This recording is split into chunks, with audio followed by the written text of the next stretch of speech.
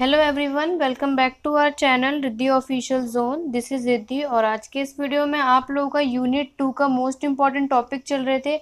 उसका आखिरी टॉपिक था आप लोगों का वाटर रिसोर्सेज यानी कि जल संसाधन के ऊपर, जो कि आपके एग्जाम में काफ़ी ज़्यादा आता है। ये मैं लास्ट वीडियो में अपने चैनल पर डिस्क्राइब कर चुकी हूँ दोस्तों। तो इसके जो वाटर यूजेज जो कि लास्ट वीडियो में रह गया था, तो आज वीडियो यहीं से स्टार्ट होगी आप लोगों की, जो कि आप लोगों की कौन सी क्लास है, क्लास 5th। इससे पहले मैंने यूनिट 1 और यूनिट 2 के जितने भी टॉपिक्स हैं सब कुछ क्लियर कर चुकी हूँ। तो उसकी प्लेलिस्ट आप लोग जाके देख लीजिएगा, अदरवाइज डिस्क्रिप्शन बॉक्स में मैं उसका लिंक दे दूंगी। वीडियो स्टार्ट करने से पहले दोस्तों, अगर आप लोग मेरे चैनल पर न्यू हैं तो चैनल को सब्सक्राइब करना मत भूलिएगा और बेल आइकन पे प्रेस कर दीजिएगा, जिससे लेटेस्ट वीडियो की अपडेट आप लोगों तक पहुंच जाए। तो चलिए वीडियो को स्टार्ट करते हैं ज़्यादा टाइम ना लेते हुए। वाटर का यूजेस आप लोगों के लॉन्ग क्वेश्चन में लास्ट टाइम पूछा भी गया था, तो वाटर यूजेस पढ़ लेते हैं।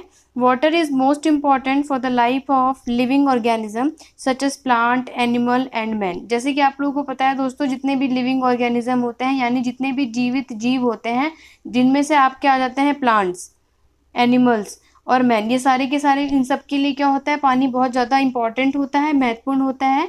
This can live few days without food but can not live without water. जैसे कि आप लोगों ने लाइन काफ़ी बार सुनी भी होगी कि आप भोजन के बिना कुछ दिन तो रह सकते हैं, बट पानी के बिना नहीं रह सकते। ना ही सिर्फ मैन के लिए लाइन है, प्लांट्स और एनिमल्स के लिए भी लाइन होती है दोस्तों, कि पानी के बिना वो लोग ज़्यादा दिन तक नहीं रह सकते। दूसरी जो बात यहाँ पे लिखी हुई है वो ये लिखी है, water is essential for agriculture, drinking, washing, cleaning and flushing. यानी जो वाटर है वो किस किस के लिए ज़रूरी है, यहाँ पे जितने भी आप लोग चीज़ें यूज़ करते हैं, चाहे वो एग्रीकल्चर के लिए हो या फिर आपका पीने का पानी हो, वॉशिंग की जितनी भी चीज़ें आती हैं, क्लीनिंग के लिए आती हैं, इन सब के लिए क्या होता है, पानी बहुत ज़रूरी होता है। Third one is it is an important component of power industry, यानी कि आपका पावर इंडस्ट्री का सबसे मोस्ट इम्पॉर्टेंट कॉम्पोनेंट बोला गया है वाटर को। नेक्स्ट है आपका world wide approximately 70% of total water use in accounted bye agriculture, only about 1.1% is used for domestic and municipal supplies. इसमें यह बोला गया है कि कम से कम आपका जो दुनिया भर में कितना पानी, सिर्फ ओनली 70% ही आपका पानी यूज़ किया जा सकता है, किसके द्वारा, कृषि द्वारा यूज़ किया जा सकता है। केवल आप लोगों का 1.1% ही किस में यूज़ होता है, जितने भी आपके घरेलू या फिर आपके म्युनिसिपल सप्लाईज के लिए उपयोग किया जाता है। याद रखिएगा, आप लोग ये परसेंटेज भी लिख सकते हैं अपने वाटर यूजेज में। तो यहाँ पे तो आप लोगों के यूनिट 2 के जितने भी इंपॉर्टेंट टॉपिक्स थे यहीं पर ख़त्म होते हैं दोस्तों। नेक्स्ट टॉपिक जो आज हमारा स्टार्ट होगा, इन्वायरमेंट एजुकेशन का यूनिट 3। ये सारे के सारे जितने भी टॉपिक्स आपको दिख रहे हैं सब लॉन्ग क्वेश्चन में पूछे जाने वाले हैं। टॉपिक आपका यूनिट 3, इससे ज़्यादा आपसे नहीं पूछा जाएगा, तो वीडियो को एंड तक जरूर देखिएगा। तो आज आपकी क्लास 6 है और यूनिट 3 के जो आपका सबसे पहला आता है वो आता है बायोडाइवर्सिटी। दूसरा आपका जो आता है वो कंजर्वेशन के ऊपर आता है। कंजर्वेशन की आपकी डेफिनेशन भी पूछ ली जाती है और उसके बाद सॉइल कंजर्वेशन से रिलेटेड आप लोगों का क्वेश्चन अटैच कर दिया जाता है। लॉन्ग क्वेश्चन में ये सारे के सारे टॉपिक आपके आते ही हैं। उसके बाद आपका एनवायरमेंटल कंजर्वेशन भी पूछा जाता है और मोस्ट इंपॉर्टेंट है, role of school environmental conservation में क्या क्या होता है। तो आज की वीडियो में ये सब डिस्कस कर लेंगे दोस्तों। और एक मोस्ट इंपॉर्टेंट टॉपिक और है जो कि आपको वीडियो के एंड में पता चल जाएगा, जो कि आपके लॉन्ग क्वेश्चन में काफ़ी हद तक पूछा जाता है। तो सबसे पहले हम लोग डिस्कस कर लेते हैं बायोडाइवर्सिटी, यानी कि जैव विविधता होता क्या है। The term biodiversity was coined as a contraction of biological diversity by E.O. Wilson in 1985। यानी कि बायोडाइवर्सिटी यहाँ पे कब बताया गया, जो जैव विविधता का जो शब्द है वो 1985 में किसके द्वारा, E.O. विल्सन के द्वारा क्या किया गया था, कॉइंड किया गया था, यानी कि इनके द्वारा क्या किया गया था, गढ़ा गया था। तो ये आपका बताया गया है कि 1985 में। आप लोग इनका नाम अच्छे से देख लीजिएगा दोस्तों, क्योंकि ये आप लोगों के वेरी शॉर्ट में भी काफ़ी हद तक बेनिफिशियल करेगा। तो ये वाली लाइन आप लोग इंपॉर्टेंट करके हाईलाइट कर लीजिएगा। दूसरा है, biodiversity may be defined as the variety and variability of living organism and the ecological complex when which they exit. यानी आपको बोला गया है कि जो बायोडाइवर्सिटी होता है वो क्या करता है, जितने भी हमारी लिविंग ऑर्गेनिज्म होती है या फिर जितने भी आपके कितने इकोलॉजिकल कॉम्प्लेक्स यानी पारिस्थितिक परिसर होते हैं, उनके परिवर्तनशील के रूप में क्या किया जा सकता है, डिस्क्राइब किया जा सकता है। क्योंकि ये सब चीज़ें किसमें, ये सब चीज़ें इसमें मौजूद होती हैं, यानी कि इंक्लूड होती हैं किसमें, बायोडाइवर्सिटी में। ये आपकी होगी डेफिनेशन, और ये आपका वेरी शॉर्ट में काफ़ी हद तक हेल्पफुल करेगा। अब होता है मेन, यहाँ पे अपन मीनिंग जान लेते हैं कि जैव विविधता का अर्थ आखिरकार होता क्या है। Biodiversity which is derived from bio meaning, यानी कि बायोडाइवर्सिटी जो वर्ड आया है वो कहाँ से ड्राइव हुआ है, बायो से, जिसका मतलब होता है लाइफ, और डाइवर्सिटी जिसका meaning variety, refer to wide variety of life on earth. यानी बायोडाइवर्सिटी जो वर्ड आया है वो आपका वर्ड कहाँ से आया है, बायो से आया है। बायो का मतलब आप लोगों का क्या होता है, लाइफ होता है, और डाइवर्सिटी का मतलब आप लोगों को यहाँ पे वेराइटी बोला गया है, जिसके आप ये बोल सकते हैं कि जो आपकी जैव विविधता का है वो पृथ्वी पे क्या करता है, डिफरेंट डिफरेंट टाइप्स में आप लोग अपने हमारे जीवन को क्या करता है, डिस्क्राइब करता है। और यहाँ पे लिखा है to all plants, animal and micro organism which exist on this beautiful planet. यानी इस खूबसूरत ग्रह में आप लोग ये बोल सकते हैं जितने भी हमारे पेड़ पौधे, जानवर, या फिर जितने भी हमारे माइक्रो ऑर्गेनिज्म हैं, इन सब के अलग अलग प्रजाति और हमारे इकोसिस्टम प्रणाली में ये सब रहते हैं। तो ये किस में हो गया, हमारे बायोडाइवर्सिटी में। डेफिनेशन ऑफ बायोडाइवर्सिटी आपका आएगा जैव विविधता की परिभाषा। इसमें बोला गया है कि जैव विविधता एक शब्द है जो एक पारिस्थितिक तंत्र या आवास के भीतर हर जीवित जीव का वर्णन करता है, जिसमें प्रजातियों की संख्या और विविधता का और तापमान, ऑक्सीजन, कार्बन डाइऑक्साइड, या फिर आपका जितने भी जलवायु का स्तर हो गया, जैसे जैव विविधता का विश्व स्तर पर छोटी सी सेटिंग पे मापा जाता है, जैसे कि आपका क्या आ जाएगा, सच एज पॉन्ड आ जाता है, रिवर, ये हमारे किसमें ग्लोबली मेजर किया जाता है। तो ये आपकी डेफिनेशन थी किसकी, बायोडाइवर्सिटी की, जिसमें आपको यहाँ पे बताया गया है कि किस तरीके से आपको डिस्क्राइब किया जाता है लिविंग ऑर्गेनिज्म, और जितने भी हमारे इकोसिस्टम होते हैं ये सारे के सारे जीवित का वर्णन करता है, और जितनी भी हमारी प्रजातियाँ यानी स्पीसीज होती हैं ये सारे के सारे क्या करते हैं, उनमें सारे स्पीसीज को, हमारी प्रजातियों की संख्या को क्या करते हैं, उनके लेवल को, उसके ऑक्सीजन लेवल और हमारे कार्बन डाइऑक्साइड, इन सब ये सब चीज़ें इसमें शामिल होती हैं। टाइप्स ऑफ बायोडाइवर्सिटी भी आता है, इसको एक्सप्लेन करने को डिटेल में नहीं बोलता है दोस्तों, बट आपको पता होना चाहिए कि अगर आपका वेरी शॉर्ट में आएगा तब आप टाइप ऑफ बायोडाइवर्सिटी में क्या लिखेंगे। टाइप्स ऑफ बायोडाइवर्सिटी है, there are 3 different types of biodiversity. उसमें से पहला आपका आएगा जेनेटिक बायोडाइवर्सिटी, यानी आनुवांशिक जैव विविधता। दूसरा है स्पीसीज बायोडाइवर्सिटी, यानी कि प्रजातियां जैव विविधता। और लास्ट आपका आएगा इकोलॉजिकल। इकोलॉजिकल का मतलब होता है पारिस्थितिक जैव विविधता। ये 3 तरीके का आपके बायोडाइवर्सिटी के क्या आते हैं, टाइप्स आते हैं, तो आप लोग इसे कर लीजिएगा। नेक्स्ट आपको बायोडाइवर्सिटी का उपयोग पूछा गया है कि किस चीज़ में होता है। तो biodiversity has the following uses for the development humanity, यानी बायोडाइवर्सिटी की जितने भी हमारे विकास होती है उनकी मानवता के लिए अलग अलग तरीके का यूजेस बताया गया है। पहला है आप लोगों का it provides food for all type, यानी ये सभी प्रकार का हमें भोजन प्रदान करता है। दूसरा है it's provide fibre sources for the preparation of clothes, यानी ये हमारे कपड़े तैयार करने के लिए जितने भी हमारे फाइबर्स होते हैं, सोर्सेज होते हैं, इन सब के लिए क्या करता है, हमारे लिए प्रोवाइड करते हैं।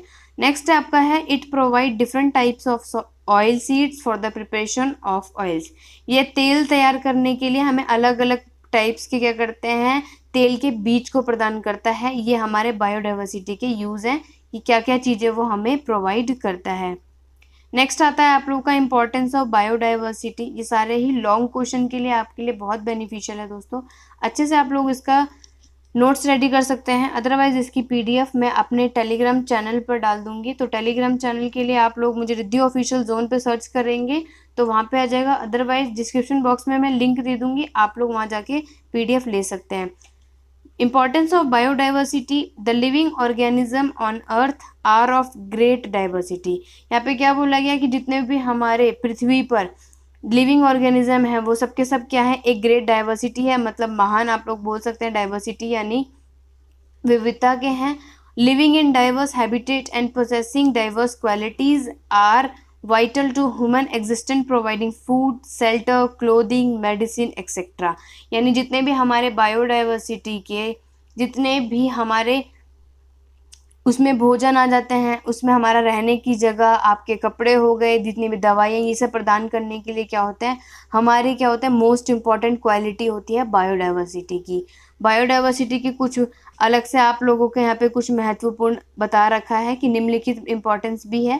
पहला उसमें से आ जाएगा इंपॉर्टेंस में आप लोग ये एग्जाम में लिख सकते हैं। अगर आपका वेरी शॉर्ट में पूछ लिया गया तब आप लिख सकते हैं डायरेक्ट, इनमें से भी कोई 2 पॉइंट लिख सकते हैं, अदरवाइज 4 नंबर में भी आ जाता है, तब आप बायोडाइवर्सिटी की डेफिनेशन के साथ इंपॉर्टेंस ऑफ बायोडाइवर्सिटी लिख सकते हैं। पहला आपका आता है प्रोडक्टिव वैल्यू, दूसरा consumptive value, social value, legal value, उसके बाद आता है एस्थेटिक वैल्यू जिसे कि आप बोल सकते हैं सौंदर्य मूल्य, उसके बाद आता है इकोलॉजिकल वैल्यू और लास्ट आता है इकोनॉमिक वैल्यू। ये 7 आप लोगों के इंपॉर्टेंस है किसके, बायोडाइवर्सिटी के। नेक्स्ट आपका आता है वैल्यू ऑफ बायोडाइवर्सिटी, ये आपका प्रीवियस ईयर के क्वेश्चन में पूछा गया था, मोस्ट इंपॉर्टेंट आप लोग इसे कर सकते हैं कि जैव विविधता का मूल्य बताया गया है।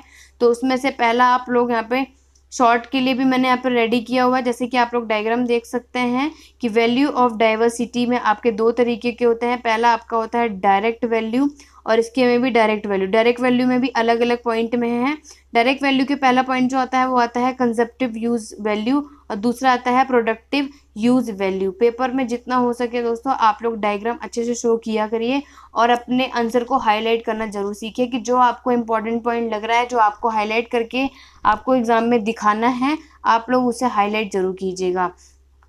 पहला आपका आ गया डायरेक्ट वैल्यू में कंजप्टिव यूज वैल्यू, दूसरा आपका आता है प्रोडक्टिव यूज वैल्यू, राइट। और यही नेक्स्ट आ जाएगा सोशल एंड कल्चरल वैल्यू भी आता है, एथिस्टिक वैल्यू भी आता है, इन्वायरमेंट सर्विस वैल्यू और इन्हीं में ऑप्शनल आ जाता है एथिकल वैल्यू और ये ऑप्शनल वैल्यू। इस तरीके का डायग्राम भी सिंपल आप अपने एग्जाम में एक्सप्लेन कर सकते हैं। और अदरवाइज यहाँ पे मैंने शॉर्ट में लिख दिया है कि 5 अलग तरीके की वैल्यू ऑफ बायोडाइवर्सिटी होते हैं। पहला होता है प्रत्यक्ष आर्थिक मूल्य, अप्रत्यक्ष आर्थिक मूल्य, सुविधा मूल्य, विकल्प मूल्य और अस्तित्व मूल्य। ये वो 5 हैं जो कि आपको कॉमन बोला जाएगा। अदरवाइज इस डायग्राम में जितने भी वैल्यूज लिखे हैं ये सारे के सारे वैल्यू आपके इंक्लूड होते हैं, बट ये 5 आपके मोस्ट इंपॉर्टेंट हैं, आप लोग इसे अच्छे से कर सकते हैं। अब आपके बायोडाइवर्सिटी के कुछ 8 मेन वैल्यू बताई गई हैं, 8 मुख्य आप लोग का मूल्य बताया गया है। तो ये जो 8 आपके बायोडाइवर्सिटी की वैल्यू बताई गई है ये आपके मोस्ट इंपॉर्टेंट है, जो कि आपको यहाँ पे लिखा गया है। Some of the major value of biodiversity are as follow, यानी कि जैव विविधता के मुख्य मूल्य में से कुछ इस प्रकार भी हैं जो कि आपके मेन है। पहला आता है इन्वायरमेंटल वैल्यू, दूसरा सोशल वैल्यू यानी कि सामाजिक वैल्यू, इकोसिस्टम सर्विसेज यानी कि आपका पारिस्थितिक सर्विसेज यानी मूल्य आ जाएगा। आप लोग पारितंत्र, इकोसिस्टम में पारितंत्र भी बोला जाता है या फिर आप लोग उसे क्या लिख सकते हैं, पारिस्थितिक तंत्र। उसके बाद आता है इकोनॉमिक वैल्यू, आर्थिक मूल्य आ जाता है। कंजप्टिव यूज वैल्यू, उपभोक्ता उपयोग मूल्य। प्रोडक्टिव यूज वैल्यू आता है उत्पादक उपयोग मूल्य। और उसके बाद 7th आपका जो most important value of biodiversity है वो है एथिकल एंड मोरल वैल्यू। और लास्ट आ जाता है एस्थेटिक वैल्यू। आप लोगों को सिर्फ इसे डिस्क्राइब करने की ज़रूरत नहीं है, एग्जाम में आपको सिर्फ बायोडाइवर्सिटी की वैल्यू के बारे में पूछेगा तो आप ये 8 मेन बायोडाइवर्सिटी भी लिख सकते हैं और शॉर्ट के अकॉर्डिंग जो मैंने आपको पीछे डिस्क्राइब किया हुआ है। नेक्स्ट जो मोस्ट इंपॉर्टेंट टॉपिक है आपके एग्जाम में आने वाला वो है कंजर्वेशन। कंजर्वेशन का लॉन्ग क्वेश्चन जरूर आता है दोस्तों, इसे रेडी कर लीजिएगा। कंजर्वेशन रिलेटेड इसके साथ अटैच क्वेश्चन भी आते हैं जो कि आपकी इस पीडीएफ में या फिर आप ये बोल सकते हैं इस वीडियो में मैंने पूरी आपको डिस्क्राइब कर दूंगी। कंजर्वेशन के साथ इकोनॉमिक कंजर्वेशन या फिर सॉइल कंजर्वेशन क्या क्या क्वेश्चन उसके साथ आते हैं। तो कंजर्वेशन यानी कि संरक्षण होता क्या है, सबसे पहले उसकी परिभाषा हम लोग देख लेते हैं। Conservation all major and action aimed at safeguarding tangible यानी कि फिजिकल एंड इनटेंजिबल को हम कहते हैं नॉन फिजिकल। यानी कि जो भी आपके कंजर्वेशन होते हैं उसमें आप ये बता सकते हैं आप लोग कि जितने भी हमारे वर्तमान और हमारे जितने भी भावी पीढ़ियों पे इसकी क्या हो जाती है, पहुंच होती है, जो कि सुनिश्चित कर देता है कि हमारे वो फिजिकल भौतिक हैं या फिर क्या है नॉन फिजिकल यानी कि अभौतिक। ये सारे की सारी संस्कृति विरासत की सुरक्षा के बाद उसके उद्देश्य के सारे उपाय और उनके कार्य किए जाते हैं और ये सब एक्सेस कब होता है, प्रेजेंट और फ्यूचर जनरेशन में। नेक्स्ट है कंजर्वेशन एक्टिविटीज इंक्लूड, यानी कंजर्वेशन की हमारी कुछ गतिविधियां भी हैं, कुछ एक्टिविटी भी हैं जो शामिल होती हैं। उसमें से पहला आता है आपका एग्जामिनेशन, दूसरा आपका डॉक्यूमेंटेशन, तीसरा है ट्रीटमेंट एंड चौथा है प्रिवेंटेड केयर। ये आपके एग्जाम्पल के लिए जाएगा, वेरी शॉर्ट के लिए आप इसे हाईलाइट करके एग्जाम के लिए रेडी कर सकते हैं कि कंजर्वेशन से रिलेटेड अगर आपके 2 एग्जाम्पल पूछे जाए तो आप यहाँ पे लिख सकते हैं कि दस्तावेज, परीक्षा, उपचार या निवारक देखभाल। ये 4 आपके किस में शामिल होते हैं, संरक्षण गतिविधियों में। All of these world is supported by research and education, यानी कि सभी दुनिया में, आप पूरी दुनिया में आप ये बोल सकते हैं कि जितने भी आपके रिसर्च होते हैं या फिर एजुकेशन शिक्षा द्वारा क्या होते हैं, इसे सपोर्ट किया जाता है, समर्थित किया जाता है। किसको? कंजर्वेशन को। उसके बाद आपका ऑब्जेक्टिव ऑफ कंजर्वेशन आता है, यानी कि संरक्षण के उद्देश्य से भी आपके एग्जाम में आते हैं। इसका है the objective of conservation are as follow, कुछ इस प्रकार में है। और पहला आपका जो टाइप आता है वो है to maintain essential ecological processes and life support system, यानी कि हमारे जितने भी इकोलॉजिकल प्रोसेस हैं, यानी पारिस्थितिक हमारी प्रक्रिया है, वो हमारे जीवन के सिस्टम को क्या करती है? बनाए रखने के लिए मेंटेन करती है। टू प्रिजर्व बायोलॉजिकल डाइवर्सिटी, और बायोलॉजिकल डाइवर्सिटी को हमारे प्रिजर्व करती है, उनको संरक्षित करने के लिए। नेक्स्ट है to ensure that any utilisation of species and ecosystem is sustainable, यानी ये सुनिश्चित करने के लिए कि हमारे जितने भी स्पीसीज हैं, जितनी भी प्रजातियां हैं और हमारे जितने भी इकोसिस्टम है, वो कोई भी उसका उपयोग क्या है? इंश्योर है या नहीं है, इसको इंश्योर कर देती है। और लास्ट आपका ऑब्जेक्टिव ऑफ कंजर्वेशन है to preserve natural resources for future generation, यानी कि हमारे फ्यूचर जनरेशन के लिए हमारे नेचुरल रिसोर्स को वो क्या करती है? प्रिजर्व कर देती है, या फिर आप बोल सकते हैं संरक्षण कर देती है। ऑब्जेक्टिव ऑफ कंजर्वेशन आप लोगों का शॉर्ट क्वेश्चन में अगर 4 मार्क्स में आता है तो आप इतना डिटेल में नहीं लिख सकते, इतना भी लिख देंगे तो आपका पूरे नंबर मिलेंगे। 4 नंबर का मतलब ये नहीं है कि आपको 4 पेज या 3 पेज भरने ही हैं। मोस्टली अगर आप मेन पॉइंट लिख देंगे तो एग्जाम में आप लोगों को 4 नंबर इसमें इजीली मिल जाएंगे। हाँ, आप अगर ये कर सकते हैं कि कंजर्वेशन की मीनिंग इससे पहले डिस्क्राइब कर सकते हैं अगर शॉर्ट में आता है तो। नेक्स्ट आता है सॉइल कंजर्वेशन। आपके लास्ट में आप लोगों के 2 या 3 ईयर पहले आपका एक क्वेश्चन भी आया था जिसमें कंजर्वेशन की डेफिनेशन के साथ सॉइल कंजर्वेशन का पूरा डिस्क्राइब करने को बोला था, इसलिए ये यूनिट 3 का आपका मोस्ट इंपॉर्टेंट टॉपिक है। सारे के सारे ही टॉपिक आपके इंपॉर्टेंट है, बाकी ये सिलेबस के अकॉर्डिंग मैं आप लोगों का प्लेलिस्ट लेकर भी आ रही हूँ। सॉइल कंजर्वेशन यानी कि मृदा संरक्षण है। सॉइल कंजर्वेशन की डेफिनेशन है आप लोगों की द कंट्रोल ऑफ सॉइल, एक second, the control of soil erosion in order to maintain agricultural productivity, यानी कि हमारी सॉइल इरोजन को ये क्या करते हैं? उनको बनाए रखने के लिए हमारे एग्रीकल्चर प्रोडक्टिविटी को ये लोग नियंत्रण रखते हैं उसको। Soil erosion is often the effect of many natural gases such as water and wind, यानी हमारी मिट्टी का कटाव अक्सर पानी और हवा जैसी प्राकृतिक कारणों से का इसमें सबसे ज़्यादा प्रभाव होता है। आप लोग ये बोल सकते हैं कि जो सॉइल इरोजन है वो अक्सर किसकी वजह से इसे इफेक्ट पड़ता है? नेचुरल कॉजेज़ की वजह से, जैसे कि वाटर और विंड, पानी और आप लोगों के हवा, इन सब चीज़ों से हमारे सॉइल कंजर्वेशन में काफ़ी हद तक फ़र्क पड़ जाता है। नीड फॉर सॉइल कंजर्वेशन, मृदा संरक्षण की कुछ आवश्यकता भी होती हैं, जिसमें से पहला पॉइंट है to maintain the production from natural resources to meet the basic requirement of food, shelter and growing population, यानी कि हमारे जितने भी फूड होते हैं, शेल्टर रहने की जगह हो गई, और हमारी जितनी भी बढ़ती आबादी है उन सब के लिए हमें क्या करते हैं? ये मेंटेन करने के लिए, पूरा करने के लिए हमारी सारी नेचुरल रिसोर्सेज को, उत्पादन को बनाए रखने के लिए क्या करती है? मेंटेन करती है सॉइल इरोजन। दूसरा है to preserve top soil and reduce weakening in soil fertility and the water holding capacity the sustaining productivity, यानी कि जो हमारी टॉप सॉइल होती है, ऊपर की जो मिट्टी आप लोग बोल सकते हैं, उसको संरक्षित करने के लिए उसको क्या करते हैं? सॉइल को फर्टिलिटी, और उसके बाद आप लोग वाटर को होल्डिंग, मतलब वाटर होल्डिंग यानी कि जल को धारण करने की जो क्षमता होती है उसको कमजोर को कम करना,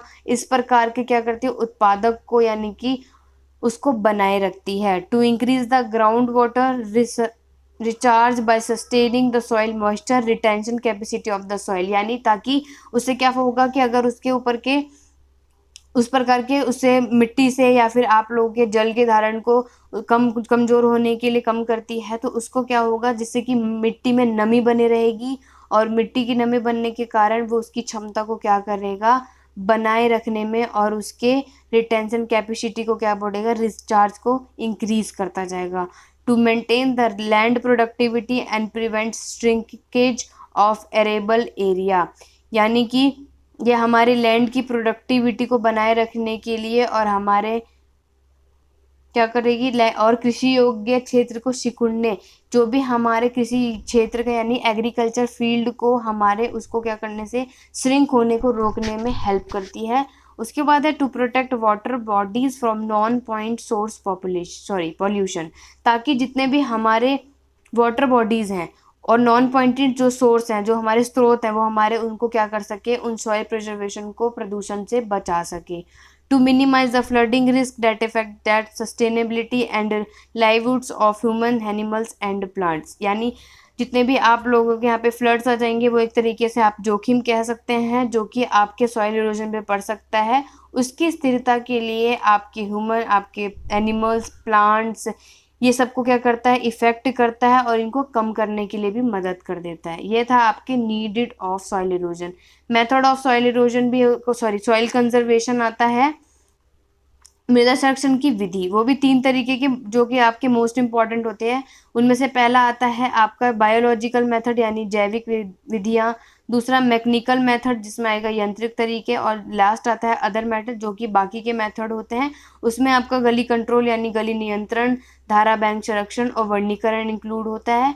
आप लोग इसे डायग्राम में भी दिखा सकते हैं कि बायोलॉजिकल मेथड के 3 आपने लिख दिया है कि बायोलॉजिकल मेथड है, तो इसके भी 3 टाइप अंदर डिस्क्राइब किए गए हैं, जिसमें आपका एग्रोनॉमिक प्रैक्टिस, ड्राई फार्मिंग या फिर एग्रोस्टोलॉजिकल मेथड। ऐसे ही मैकेनिकल मेथड का भी बेसिन लिस्टिंग, कॉन्टूर ट्रेसिंग। इससे क्या होगा, आपके आंसर में डायरेक्ट हाईलाइट होगा और आपका आंसर तुरंत चेक करने में भी हेल्प होगी।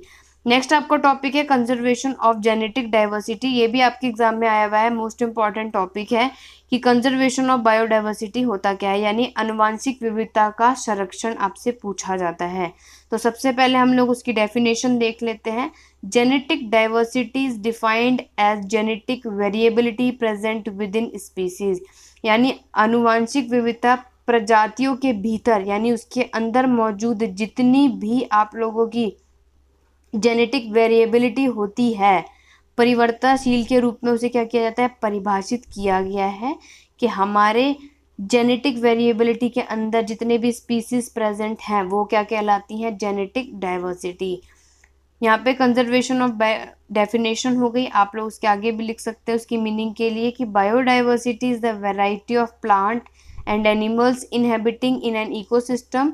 जैव विविधता जिसमें हमारे प्लांट्स और हमारे एनिमल्स होते हैं, ये एक तरीके का इकोसिस्टम में निवास मतलब इकोसिस्टम में रहते हैं आप बोल सकते हैं, और ये 3 तरीके का 3 लेवल में डिस्क्राइब किया गया है। पहला आएगा स्पीसीज डाइवर्सिटी, दूसरा जेनेटिक और तीसरा इकोसिस्टम डाइवर्सिटी। तो पेपर में आप लोगों को सबसे ज़्यादा जेनेटिक यानी कि जेनेटिक डाइवर्सिटी अनुवांशिक विविधता के बारे में ही पूछा गया है। तो कंजर्वेशन ऑफ जेनेटिक बायोडाइवर्सिटी, पहला है activities like species selection for harvesting, destruction of natural habitat lead a loss of diversity, यानी कटाई के लिए जितने भी विशिष्ट हमें चॉइस करनी होती है और प्राकृतिक हमारे जितने भी आवास उनको विनाश जैसी गतिविधियों के लिए क्या होती है, ये सारे के सारे हानि होती है। और जितना जीन्स हमारे जो भी खो जाते हैं और कई लाभ भी हो जाता है जो कि मानव की भलाई के लिए क्या होता है, बायोडाइवर्सिटी को ये लोग कंजर्व करते हैं और उसको विलुप्त होने के लिए प्रजाति के लिए क्या करते हैं, उनके लिए रक्षा के लिए एक मोस्ट इम्पॉर्टेंट कंजर्वेशन है। इन केसेस ऑफ ड्राउट, सूखा या अचानक बीमारी फैलने से जब पूरी फसल हमारी नष्ट हो जाती है तो क्या होता है, बायोडाइवर्सिटी को कंजर्व करने में अलग अलग रोग प्रतिरोधी प्रजाति का विकास संभव हो जाता है। It is possible to grow genetical diverse and disease resistant species by conserving diversity. ये था आपका conservation of genetic diversity. Next आता है आप लोगों का, इसमें पूछा जाता है जब आपका आएगा जेनेटिक डाइवर्सिटी, तो इसमें आप लोगों का मोस्ट इम्पॉर्टेंट है कि आप लोगों के सिंगल क्वेश्चन भी पूछा जाता है, जिसमें आप लोग के शॉर्ट क्वेश्चन में आता है जब आपको बताना होता है कि कैसे आप लोगों का बायोडाइवर्सिटी को कंजर्व करता है, यानी जैव विविधता के संरक्षण के लिए कौन कौन से तरीके हैं, तब भी आप लोग शॉर्ट में इतना ही आंसर एक्सप्लेन करेंगे। यानी पहला आता है आपका इन सितु कंजर्वेशन, और दूसरा आता है ex situ conservation. In situ conservation क्या होता है? It is impossible to conserve the whole of biodiversity, so certain hotspots are identified and conserve to protect species that are endemic to a particular habitat and threatened, endangered or at high risk of getting extinct. Example है wild life sanctuaries and national park. यानी आपको ये बोला गया है कि biodiversity के पूरे संरक्षण के लिए क्या है, ये एक तरीके का असंभव है, इम्पॉसिबल बोला गया है, क्योंकि जो कुछ भी आपके हॉटस्पॉट के लिए क्या बोला गया है, जितने भी आपके आकर्षक के केंद्र हैं उसकी पहचान के लिए और उसकी प्रजातियां हैं, और अलग अलग उसके विशेष के आवास के लिए एक धमकी भी दी गई। जैसे आपका एक बोला गया है कि एक विलुप्त माना गया है, और दूसरा आपका क्या है, लुप्त प्राय, जो कि आपके जोखिम रक्षा को सुरक्षित कर देते हैं। फर्स्ट आ जाता है वाइल्ड लाइफ सेंचुरीज, जिसे आप लोग वन्य जीव अभयारण्य बोल देते हैं, और दूसरा नेशनल पार्क। एक्सिटू कंजर्वेशन क्या होता है? इसमें जितने भी हमारे पेड़ और जितने भी एनिमल्स होते हैं उनके खतरे को उनके प्राकृतिक आहार से क्या ले जाता है, बाहर ले जाया जाता है। किसमें? एक्सिटू कंजर्वेशन में। और उनकी अलग से क्या की जाती है, देखभाल की जाती है, उनकी सुरक्षा देने के लिए एक अलग सा उनके लिए वहाँ पे माहौल तैयार किया गया होता है। और उनके जैसे कि आपका एग्जाम्पल है बोटैनिकल गार्डन्स होते हैं, जूज होते हैं, और वाइल्ड लाइफ सफारी एक्सेट्रा। ये तीन आपके एग्जाम्पल आ जाएंगे एक्सिटू कंजर्वेशन में। दूसरा है using cryo preservation technique. Cryo preservation technique के उपयोग करके जितने भी gametes of threaten species are preserved in available and fertile condition for a longer period of time, जो कि आपको बता दिया गया है कि लंबे समय तक क्या किया जाता है, उसको उपजाऊ परिस्थिति के लिए संरक्षित कर दिया जाता है, और एग्स को फर्टिलाइज कर दिया जाता है, निषेध कर दिया जाता है, और plant can be propagated through tissue culture. Next आपका आता है genomic library is a recent advancement of conserve genetic diversity. यानी कि आपकी जियोनोमिक लाइब्रेरी आनुवंशिक विविधता के संरक्षण के लिए हाल ही में क्या बोला गया, इसे एक उन्नति मानी गई है, एडवांसमेंट माना गया है रिसेंट में। नेक्स्ट आपका टॉपिक आता है environmental conservation. Most important topic है यूनिट 3 से, तो आपके सारे ही क्वेश्चन आपके मैक्सिमम पूछे जाते हैं, तो ये सारे टॉपिक आप लोग इससे अच्छे से नोट्स रेडी कर लीजिएगा दोस्तों।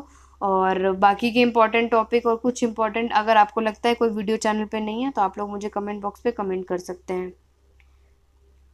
एनवायरमेंटल कंजर्वेशन, पर्यावरण संरक्षण क्या होता है? वही एक ऐसी प्रथा होती है जिसमें आप लोगों के क्या होता है, मैन और उसके साथ साथ जितने भी आपकी बोल सकते हैं गवर्नमेंटल लेवल होते हैं, सरकारी स्तर होते हैं, उसके एनवायरनमेंट के और आपके नेचुरल रिसोर्सेज के रक्षा कर सकते हैं। ये आपका एनवायरमेंटल कंजर्वेशन होता है, जिसमें आपकी conservation is the careful use of land, air, water and minerals and other natural resources. यानी पर्यावरण संरक्षण एक ऐसी प्रथा है जो व्यक्ति के साथ साथ सरकारी स्तर पर पर्यावरण और प्राकृतिक संसाधनों की रक्षा का मार्ग भी क्या करती है, प्रशस्त करती है, एक प्रैक्टिस कर देती है। कौन? Environmental preservation. और इसमें आपके लैंड, वाटर, मिनरल्स, ये सारे के सारे आप लोगों के कंजर्वेशन क्या किए जाते हैं, सावधानी पूर्वक इनका यूज किया जाता है, मतलब केयरफुली इसको कंजर्वेशन किया जाता है, कंजर्व किया जाता है। Characteristics of conservation, characteristics of conservation में ही आपका एनवायरमेंटल कंजर्वेशन का ही है, कंफ्यूज मत होइएगा। संरक्षण की विशेषताएं आपके पूछी जाती हैं, तब आपको लिखना है कि संरक्षण की मुख्य विशेषताएं इनमें से पहली आती हैं, संरक्षण की भूमि, वायु, जल और अन्य खनिज का बुद्धिमान उपयोग किया जाता है। और उसके बाद दूसरा आता है पर्यावरण की चेतना, यानी कि कंसाइजनेस ऑफ द एनवायरनमेंट, ये आपकी विशेषता है। या और थर्ड वन इज ये मानव जागरूकता के लिए क्या करता है, चिंता करता है कि एनवायरनमेंट को कैसे कंजर्व किया जाए। ये एक तरीके की क्या है, हमारे ह्यूमन अवेयरनेस के लिए कंसर्न किया गया है।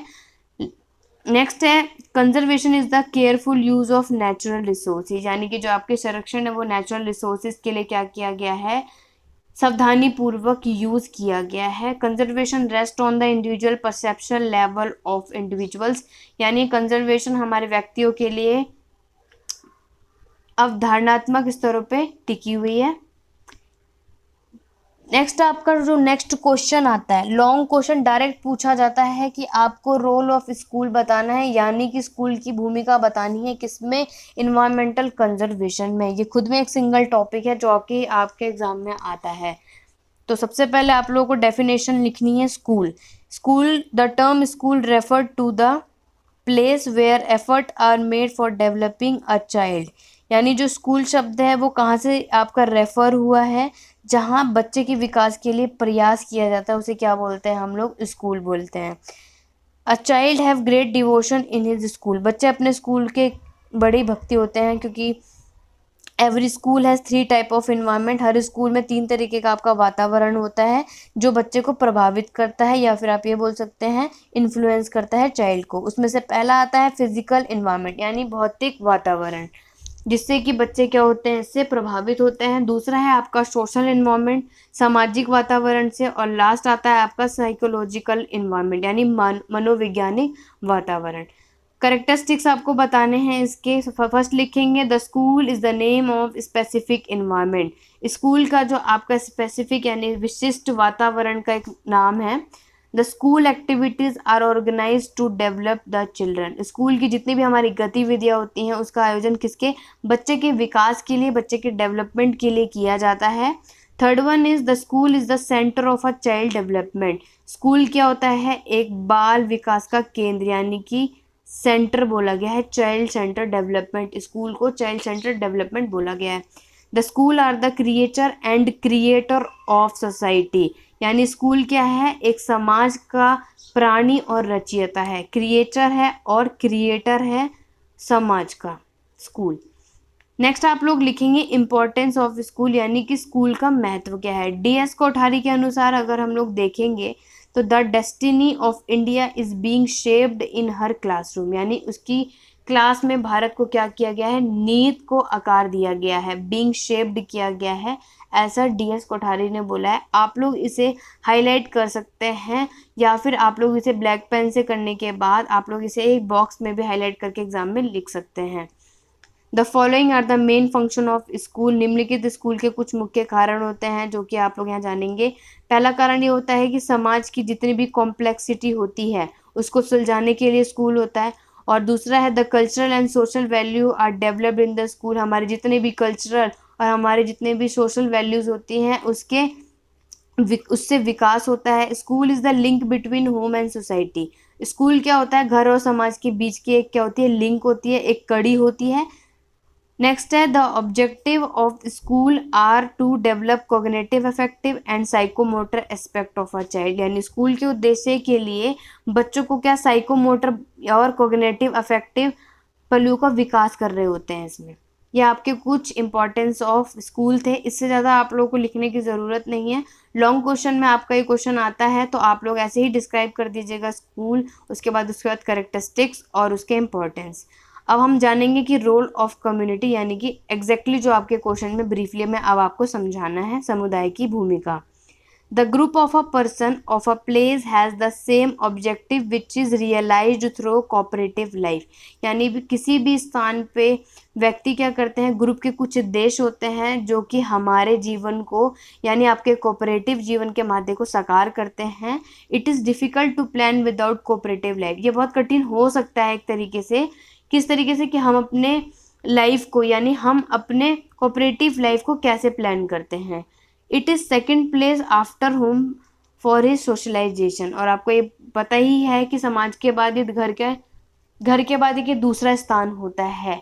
अगर कोई बच्चा, अगर कोई चाइल्ड अपने घर के अलावा जब कुछ सीखता है स्कूल में तो वो सब कुछ सीखता है हर चीज़ से रिलेटेड, बट उससे पहले सबसे पहला जो उसका प्लेस होता है जहाँ पे वो अपना सीखता है समुदाय बना के, तो वो होता है घर। तो आप लोग ये बोल सकते हैं, जो कि आपके एग्जाम में काफ़ी आ जाएगा, बच्चा सबसे पहले कहाँ सीखता है, वो आपका आएगा होम, और दूसरा प्लेस आपका स्कूल होता है, देन सोसाइटी आपका आ जाएगा।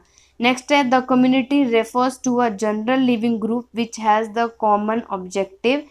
हमारे समुदाय के लिए एक सामान्य जीवन का ग्रुप होता है जिसको हम लोग यहाँ पे क्या करते हैं, रेफर करते हैं, जिसका सामान्य उद्देश्य ये होता है it maintain all type of relation. ये सभी प्रकार के संबंधों को क्या करता है, बनाए रखता है। It is the result member of community do not have the specific goal and selfish motive. यानी कि जितने भी हमारे कम्युनिटी होते हैं यानी जितने भी हमारे समुदाय होते हैं उसके क्या करते हैं, सदस्यों को अलग अलग सेल्फिश मोटिव से नहीं होते हैं। ये कंसर्न करता है intensive social life in which human being are there. ये क्या करते हैं, हमारे जीवन के साथ एक चिंता है जिसमें एक तरीके से मनुष्य है इंक्लूड होते हैं। They are concise enough about social objective and motive. ये सारे के सारे जितने भी आपके सामाजिक के उद्देश्य होते हैं, इनके इरादों के बारे में काफ़ी क्या रहते हैं, सचेत रहते हैं। उसके बाद है the community life generate an environment for the socialisation of a child. सामुदायिक जीवन में एक बच्चे के समाजीकरण के लिए एक वातावरण क्या उत्पन्न करता है वो आप लोग यहाँ पे देखेंगे।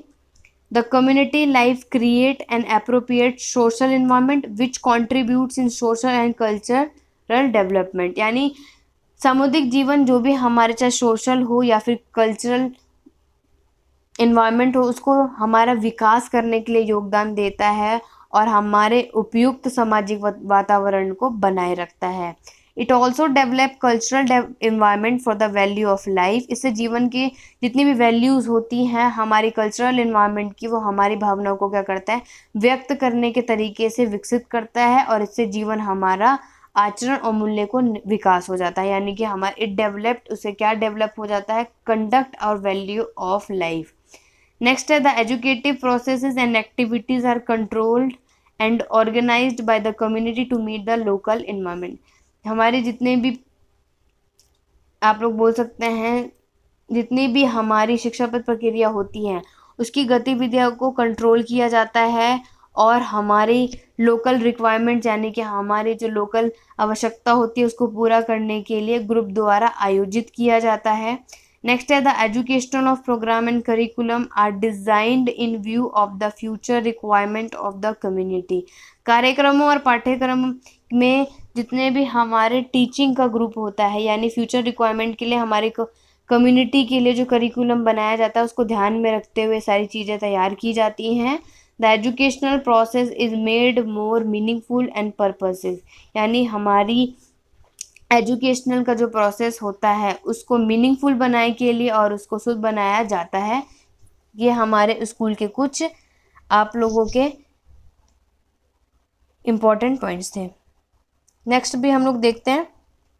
यह लास्ट टॉपिक था, ये आपकी यूनिट 3 आज यहीं पे ख़त्म हो जाती है दोस्तों। यूनिट 3 में यही कुछ इंपॉर्टेंट टॉपिक्स थे जो सबसे ज़्यादा आप लोगों को एग्जाम में लॉन्ग क्वेश्चन में पूछे जाते हैं। तो नेक्स्ट वीडियो आपकी यूनिट 4 से रिलेटेड आएगी। तो आई होप आपको वीडियो पसंद आई होगी दोस्तों। तो वीडियो पसंद आई है तो लाइक शेयर ज़्यादा से ज़्यादा कीजिएगा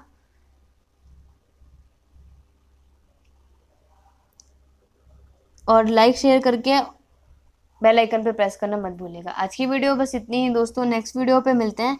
थैंक यू फॉर वॉचिंग।